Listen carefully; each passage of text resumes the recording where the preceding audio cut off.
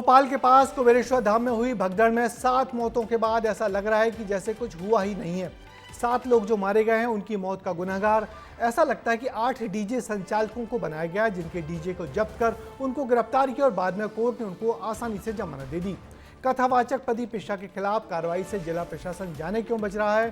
कुबेरेश्वर में अव्यवस्था और भगदड़ में कोई मौत नई नहीं है, मगर अब तक कोई सुधार नहीं दिख रहा है। कैसा कुछ कभी नहीं हुआ जिससे कि ऐसी भगदड़ या ऐसी मौतें दोबारा कभी हो। प्रशासन की कमजोरी क्या है और नेता प्रतिपक्ष की इस पूरे मामले में मांग क्या है, देखिए हमारी इस रिपोर्ट में।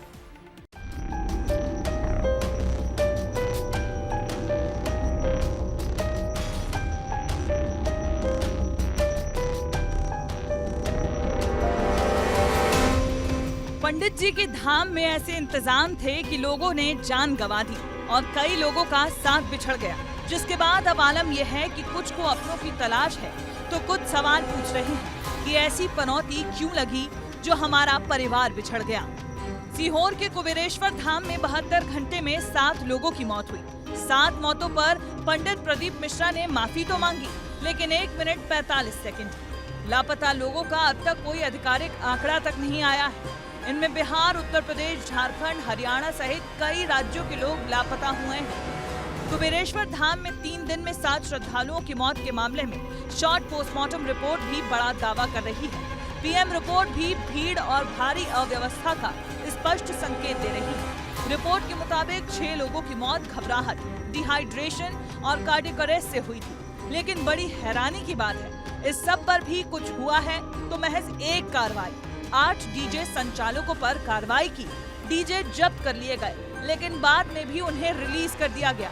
सवाल ये है कि क्या डीजे संचालकों पर कार्रवाई करना काफी है? सवाल ये भी है, आखिर मौत की जिम्मेदारी कब तय होगी? पंडित मिश्रा जी खुद विद्वान हैं, इसके पहले भी घटनाएं घटी, पहले भी दुर्घटना हो चुकी है। वहाँ की चाहे संचालन समिति हो, चाहे शासन हो, प्रशासन हो वहाँ का, इसको समन्वय के साथ ये बार बार विवाद हो रहे, बार बार घटनाएं घट रही है, तो क्या इसमें सरकार, चाहे पंडित मिश्रा जी को खुद को संज्ञान लेना चाहिए और दोबारा गलती नहीं हो, दोबारा ऐसी स्थिति नहीं हो। यह आग्रह मैं महाराज जी से करूंगा कि महाराज जी, आपके ऊपर भगवान की विशेष अनुकंपा है, अतिरिक्त अनुकंपा है। आप अगर टेलीविजन पर बैठ करके भी प्रवचन देंगे तो पूरा देश और दुनिया सुनेगी। लेकिन मेरा आपसे आग्रह रहेगा, एक नागरिक होने के नाते भारतीय जनता पार्टी का मुझे नेता या कार्यकर्ता नहीं समझा जाए। पूर्व में भी इस तरह की घटनाएं हो चुकी है, क्योंकि जहां भीड़ एकत्रित होती, छोटा सा हमारा धाम है कुबेरेश्वर धाम, सीहोर जिले का एक छोटा सा गाँव है। हमको ये बात समझनी होगी कि 10 लाख 5 लाख लोग यहाँ पर नहीं आ सकते। नेता प्रतिपक्ष उमंग सिंघार ने कहा है, जब विराट कोहली पर भीड़ के चलते केस दर्ज हो सकता है तो पंडित प्रदीप मिश्रा पर क्यों नहीं? हालांकि यहाँ विषय श्रद्धा का है, तो ऐसे में मुख्य सचिव ने निर्देश दे दिए हैं कि कुबेरेश्वर धाम में अब भीड़ प्रबंधन की निगरानी भोपाल से होगी। इस मसले पर सीएस अनुराग जैन ने सीहोर कलेक्टर, एसपी व पुलिस के बड़े अधिकारियों को बुलाया। सभी ने मंत्रालय में भीड़ प्रबंधन और आगे की स्थितियों पर चर्चा की। मुख्य सचिव ने कहा कि जिस भी स्तर से कमियां सामने आएंगी, उन पर कार्रवाई की जाएगी। आगे भी दोनों अफसरों की मुख्य जिम्मेदारी तय होगी, पर मार्गदर्शन प्रदेश मुख्यालय से ही दिया जाएगा। वहीं धाम से जुड़ी संस्थाओं को भी जिम्मेदारी लेनी होगी। लेकिन एक सवाल का जवाब अब तक नहीं मिला है, अब तक हुई मौतों पर क्या कोई एक्शन होगा या नहीं? कुबेरेश्वर धाम में 7 लोगों की मौत हुई, कई लोग घायल हुए और कई लोग अभी भी अपनों से बिछड़े हुए हैं।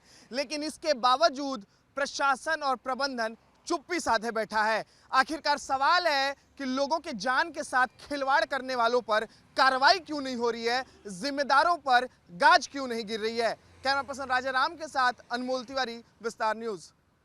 तो आज हैं हमारे साथ राजेश बादल जी, जिनसे लगातार हम मुद्दों पर बात कर रहे हैं। राजेश जी, आपको लगता है कि 7 मौतें हो गई, प्रशासन की तरफ से कोई भी एक्शन नहीं लिया गया, क्या ऐसा आपने और कहीं देखा है? देखिए, ये अपने आप में एक बड़ा दुख भरी दास्तान है और सबसे बड़ी बात कि ये हमारे भारतीय संविधान पर आक्रमण है। संविधान पर आक्रमण इसलिए कि हमारा संविधान अपनी भूमिका में ही कहता है कि इस देश में साइंटिफिक टेम्परामेंट विकसित किया जाएगा, लोगों में जागरूकता फैलाई जाएगी। संविधान का अनुच्छेद 51A H और संविधान का अनुच्छेद 14 और 21 इस मामले में अंधविश्वास से लड़ने की प्रेरणा देते हैं। लेकिन हम दुखी होते हैं जब हम देखते हैं कि कोई ये बात करता है कि कोई रुद्राक्ष बेच करके और सारा धंधा कमाया हो रहा है। उस रुद्राक्ष से क्या चमत्कार हुआ है, किसकी बीमारी ठीक हुई है या किसी की समस्याएं ठीक हुई हैं, ये ऐसा मामला तो मुझे आज तक सामने नहीं आया, एक बात। और दूसरी बात ये है कि ये जो सज्जन हैं, तथाकथित संत हैं जिनका आपने बताया, ये कई बार माफ़ी मांग चुके हैं अपने ज्ञान को लेकर, और वो हम समाज से माफ़ी नहीं मांगी है, उन्होंने अपने से ज़्यादा धार्मिक आध्यात्मिक जानकारों से माफ़ी मांगी है। तो ये कथावाचक को अगर हम ईश्वर का दर्जा दे देंगे तो ये थोड़ा सा मुझे लगता है कि भारतीय संस्कृति के अनुकूल नहीं है। तो आपको क्या लगता है वोट बैंक की राजनीति है जिससे डर रहे हैं नेताओं को, लगता है ये सारा कुछ वोट बैंक है? और सभी नेताओं को, हमने कांग्रेस के नेताओं को भी देखा, बीजेपी के नेताओं को देखा, दोनों पार्टियों की सरकारों को भी देखा कि इन बड़े संत तो मैं नहीं कहूँगा, ये सिर्फ कथावाचक हैं जो कथा सुनाते हैं, रट के सुनाते हैं। तो क्या इन कथावाचकों से इतना खौफ खा रहे हैं सभी पार्टियों को नेता और सरकारें? देखिए, ये तो 100% है कि इसका जो है मकसद सियासी है और वोट बैंक की राजनीति है। मैं दोनों दलों की बात कर सकता हूं, कांग्रेस की बात कर सकता हूं, भारतीय जनता पार्टी की बात कर सकता हूं, क्योंकि मध्य प्रदेश में दोनों ही दल प्रमुख हैं। उज्जैन में एक ज़माने में एक संत होते थे, उनके नाम पर एक मुख्यमंत्री ने काफ़ी राजनीतिक लाभ लिया। चंबल संभाग में एक दूसरे संत होते थे, और वो संत क्या थे कि उन्होंने एक पार्टी से टिकट मांगा था और उनका आपराधिक रिकॉर्ड था, तो उनको टिकट नहीं दिया गया। बाद में वो कहीं गायब हो गए और जब वो प्रकट हुए तो एक संत बन गए थे।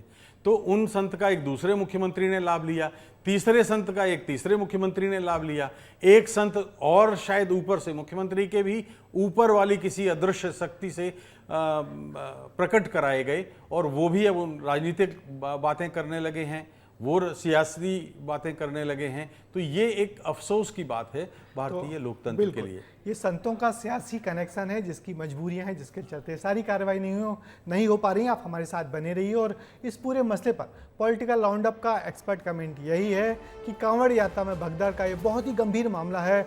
आम जनता की जान चली गई मगर कोई कार्रवाई नहीं हुई। इसी भगदड़ में यदि किसी वीआईपी की जान चली जाती तो प्रशासन के काम करने का अंदाज ही कुछ दूसरा होता। जब तक आयोजकों पर सख्ती नहीं होगी तो ऐसी भीड़ इकट्ठी करने वाले लगातार हर साल मजमा जोड़ते रहेंगे, कमाई करते रहेंगे, और जनता इनकी बातों में आकर परेशानी झेलेगी और कभी कभी दुर्भाग्य से जान भी गंवाएगी।